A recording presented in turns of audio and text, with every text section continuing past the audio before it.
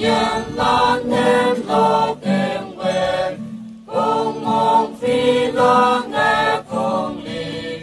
chít vang phương như men vang pe ô ngô như vang lan em lo ngồi hai man vừa y lô ha phương nhắc quen nhà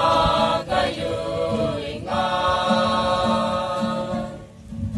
lên một nhân ta ở đi pha tay hà đi hà như bài châu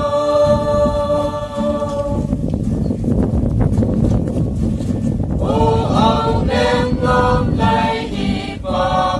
châu nhà quan trên mây lên pha mai vang vu vang quan vào chuyện mây e đi cái tên đi ngài